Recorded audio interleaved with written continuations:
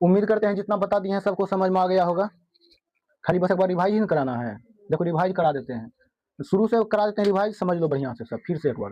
देखो हमने क्या बताया, वेव एंड साउंड, यानी ध्वनि तथा तरंग। ध्वनि और तरंग, ध्वनि तरंग किसे कहते हैं? पहला नंबर तरंग के बारे में समझते हैं। तरंग की गति, तरंग की गति हम किसे कहते हैं? तरंग की गति किसी माध्यम में उत्पन्न, किसी माध्यम में उत्पन्न विक्षोभ। विक्षोभ का मतलब क्या होता है? ऊपर नीचे। विक्षोभ का मतलब ऊपर नीचे। उत्पन्न विक्षोभ को हम क्या कहते हैं? तरंग की गति।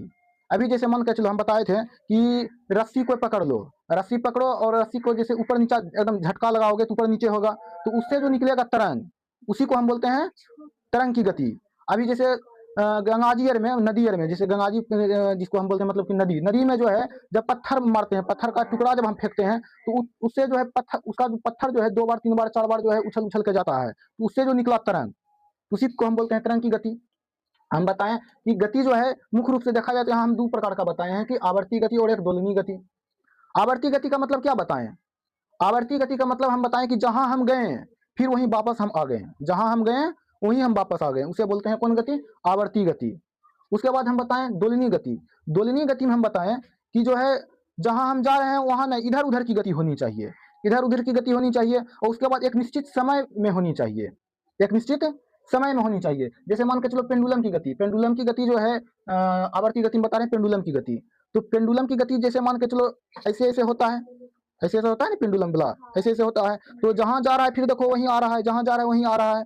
उसके बाद हम बताएं कौन सी झूला की गति, जैसे झूला झूलाते हैं तो जहां से हम झूलाएं फिर वहां फिर आ जाता है, जहां झूलाएं फिर वहां से आ जाता है, तो क्या ये आवर्ती गति है? घड़ी की गति, घड़ी की गति जैसे मान के चलो गोल गोल घूर रहा है, 12 पर था फिर 12 पर चला गया, फिर 5 पर था कांटा फिर 5 पर चला गया, यानी जहां जा रहा है फिर वहीं पहुंच रहा है। ग्रहों की गति, जितना भी ग्रह की गति है सब सूर्य के चारों ओर चक्कर लगाता है, तो जहां जा रहा है फिर वहीं वापस लौट कर आ जा रहा है, तो ये सब हो गया कौन सी? उसके बाद धड़कन की गति, धड़कन का भी गति देखो जैसे होता है सिकुड़ता है फैलता है, सिकुड़ता है फैलता है, ठीक ना, तो वो भी मान के चलो जहां पर था फिर वहीं पे आ जा रहा है, तो ये सब कौन गति हो गया? ये सब हो गया आवर्ती गति। दोलिनी गति में हम बताएं, दोलिनी गति में जैसे झूला की गति, इधर उधर की गति के मतलब कि निश्चित समय में झूला की गति जा रहा है आ रहा है। उसके बाद सिलाई मशीन की गति, सिलाई मशीन की गति जो उसका जो कांटा रहता है ऊपर नीचे देखो होते रहता है। धड़कन की गति, धड़कन का गति भी संकुचित होते रहता है, ठीक ना, यानी एक निश्चित समय में हो रहा है। लेकिन क्या हम बोल रहे हैं कि घड़ी की गति क्या दोलिनी गति होगा? घड़ी की गति दोलिनी गति नहीं होगा। क्यों नहीं होगा? इसलिए नहीं होगा क्योंकि वो जो है निश्चित समय पे जो चल रहा है, निश्चित समय पे चल रहा है, वो वृत्ताकार पथ पे घूर रहा है, उसका जो समय निर्धारित रहता है, जैसे 2 पर है तो फिर रिपीट होकर 2 पर आ जा रहा है, 12 पर है तो वो दोबारा से 12 पे जा रहा है, 1 पर है तो दोबारा से 1 पे आ जा रहा है। लेकिन झूला की गति में ऐसा नहीं होता है, झूला की गति में सिलाई मशीन में ऐसा नहीं होता, उसका एक फिक्स टाइम होता है, उसका फिक्स टाइम होता है कि यहाँ हम गए तो फिर जो है यहीं हम आएंगे, उसका फिक्स रहता है, लेकिन इसका फिक्स नहीं रहता है। ये वृत्ताकार पथ पे घूमते रहता है। ग्रहों की गति जैसे मान के चलो कांटा 2 पर है, तो जैसे कांटा 2 पर है तो उससे पहले वो 12 पर तो गया होगा, उसके लिए तो फिर जो है 12 पर जो गया होगा तो फिर तो 12 पर तो फिर वापस लौट के आ गया, 11 पर गया तो 11 पर भी तो फिर पहले कभी गया होगा 11 पर, यानी दोबारा से जितना भी उसका कांटा है सब दोबारा से रिपीटेड हो रहा है, दोबारा से पहले से रिपीटेड हो रहा है। लेकिन ये दोबारा से रिपीटेड नहीं हो रहा है, जैसे सिलाई मशीन दोबारा से रिपीटेड नहीं हो रहा है, ऐसा थोड़ी है कि वो मतलब कि रिपीट हो रहा है, दोबारा से रिपीट नहीं हो रहा है, लेकिन ये रिपीट हो रहा है।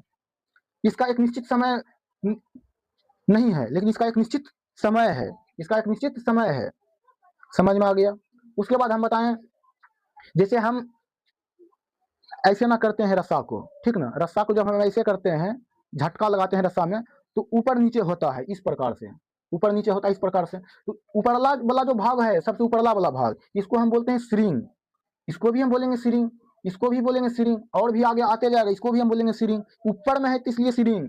अब नीचा में जो है, नीचा में जो है इसको हम बोलते हैं गर्त, नीचा धंसा हुआ जो है इसको बोलते हैं गर्त, इसको भी हम बोलते हैं गर्त, और भी आते जाएगा इसको भी हम बोलेंगे गर्त।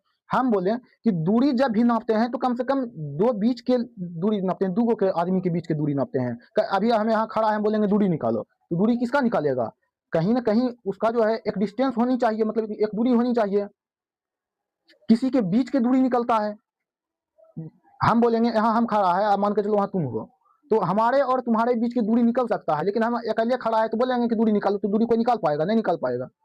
तो दूरी जब भी निकलता है तो कम से कम उसके बीच में 2 गो आदमी होनी चाहिए। तो हम कह सकते हैं कि एगो यहाँ सिरिंग है और एगो यहाँ सिरिंग है, ये दोनों के बीच की दूरी निकाल सकते हैं, निकाल सकते हैं। और ये दोनों बीच की जो दूरी जो होगा ना, उसी को हम बोलते हैं तरंगदैर्घ्य। और तरंगदैर्घ्य को हम लैम्डा से सूचित करते हैं, जिसका ऐसा मात्रक मीटर होता है।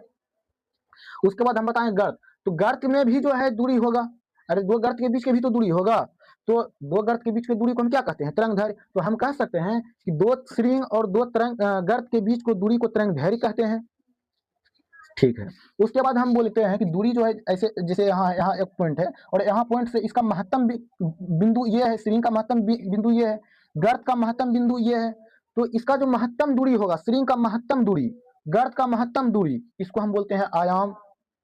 आयाम। उसके बाद हम बताएं कि 1 सेकेंड में उत्पन्न कंपन, जैसे ऐसे ना रस्सी करेंगे तो उससे कंपन निकलेगा, ध्वनि भी निकलेगा। तो 1 सेकेंड में जो कंपन होता है, 1 सेकेंड में जो कंपन होगा, 1 सेकेंड में जो ध्वनि होगा, उसको हम बोलते हैं आवृत्ति, जिसका ऐसा मात्रक हर्ट्ज होता है, जिसका ऐसा मात्रक हर्ट्ज होता है। जैसे मान के चलो हवा में ध्वनि का वेग, तो हवा में ध्वनि का वेग का मतलब क्या हुआ कि 1 सेकेंड में कितना वो मतलब कि दूरी तय कर रहा है, ठीक ना। तो 1 सेकेंड में 332 मीटर पर सेकेंड का मतलब हुआ 1 सेकेंड में 332 मीटर। उसके बाद निर्वात में ध्वनि का वेग, निर्वात में ध्वनि का वेग होगा, निर्वात में ध्वनि का वेग होगा ही नहीं। क्यों? क्योंकि ध्वनि के चलने के लिए माध्यम की आवश्यकता पड़ता है और निर्वात में कोई माध्यम ही नहीं है। अब प्रकाश के चलने के लिए माध्यम की आवश्यकता ही नहीं होता है, इसलिए प्रकाश का जो है कहीं पे भी चल सकता है। तो प्रकाश जो है निर्वात में भी गमन कर सकता है, तो प्रकाश निर्वात में गमन करेगा तो इसका जो चाल होगा 3 गुना 10⁻8 मीटर पर सेकेंड, यानी 1 सेकेंड में 3 गुना 10⁻8 मीटर वो चल जाता है। समझ में आ गया यहाँ तक? कोई दिक्कत? ठीक है, 6 मिनट की रिकॉर्ड हो